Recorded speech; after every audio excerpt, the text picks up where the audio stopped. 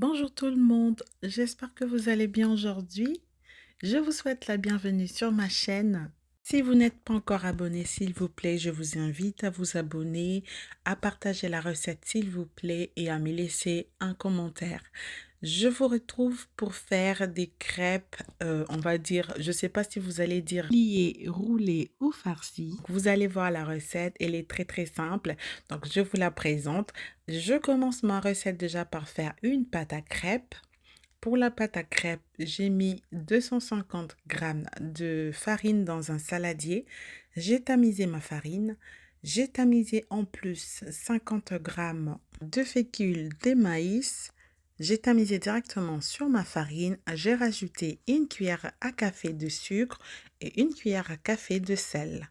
Je vais faire un puits au milieu. Je vais rajouter 4 œufs à température ambiante. Je vais rajouter ensuite 500 millilitres de lait progressivement. Donc voilà, le lait est à température ambiante également, mais si c'était au frigo, vous pouvez légèrement chauffer. Cela vous évitera de faire des grumeaux. Donc je rajoute mon lait, comme je disais tantôt, progressivement à l'aide d'un fouet et je vais bien mélanger. Une fois bien mélangé, je vais aller rajouter 50 grammes de beurre fondu. Une fois rajouté, je mélange encore un petit peu et je vais filmer et je vais réserver 30 minutes au frigo. Au bout de 30 minutes, je vais sortir ma crêpière, je vais prendre un papier absorbant, je vais huiler et je vais essayer d'étaler un peu d'huile dans le fond de ma crêpière. Donc ensuite, je vais commencer par faire mes crêpes. Youpi! Première crêpe réussie. C'est la première fois parce que généralement, quand je fais mes crêpes, généralement, la première, c'est toujours des ratés, quoi. Ou on va dire les premières, c'est toujours des ratés. Donc cette fois, par quel miracle, par quelle magie, je ne sais pas. Donc voilà, ma première crêpe réussie. Donc voilà, comme je disais, j'ai continué à faire mes crêpes. J'ai fait toutes mes crêpes.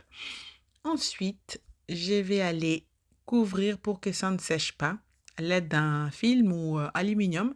Vous couvrez pour que cela ne sèche pas. Ensuite, je vais prendre un petit peu de champignons. Je vais amincer et je vais mettre du côté. Je vais prendre les escalopes de poulet. Je vais saler, poivrer. Je vais mettre un petit peu de paprika. Je vais bien masser la viande pour faire pénétrer tout ce que je viens de mettre. Et après, je vais hacher un oignon et 3 gousses d'ail. Une fois que c'est fait, je vais prendre une poêle, je vais mettre à chauffer avec un peu d'huile, je vais faire venir mes escalopes de poulet. Quand c'est prêt, je vais les enlever, je vais remplacer dans la même poêle les gousses d'ail et l'oignon que je viens de hacher. Et une fois que ça va être frit, je vais rajouter mes champignons émincés. Je fais frire le tout quelques minutes. Au bout de quelques minutes, je rajoute un poivron long coupé en petits cubes. Je vais laisser quelques minutes également. Et ensuite, les escalopes de poulet que j'ai enlevées tout à l'heure, j'ai coupé en morceaux. Je vais les rajouter dans la poêle avec les autres ingrédients et je vais aller bien mélanger. Je vais réserver des côtés, je vais aller faire ma béchamel. Pour la sauce béchamel, je vais prendre une noisette de beurre, 20 grammes de beurre et ensuite je vais prendre 2 cuillères à soupe de farine. Je vais tamiser directement sur mon beurre et je vais mélanger rapidement avant de rajouter 500 millilitres de lait progressivement. Donc, on n'arrête pas de remuer, on remue encore et encore. Une fois que ça commence à épaissir, on va rajouter un petit peu de noix de muscade, très peu de sel, vu que le plat est déjà bien salé.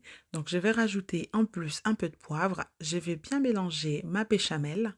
Une fois que c'est bien mélangé, on ne laisse pas bouillir parce que c'est même pas la peine. Donc, on enlève aussitôt et je vais rajouter un petit peu de béchamel dans la farce, donc dans les poulets, les oignons et le poivron. Vraiment un petit peu pour éviter d'avoir la farce qui va être trop sèche dans les crêpes. Je mélange bien le tout. Si vous avez du persil, vous pouvez rajouter, mais j'en avais plus.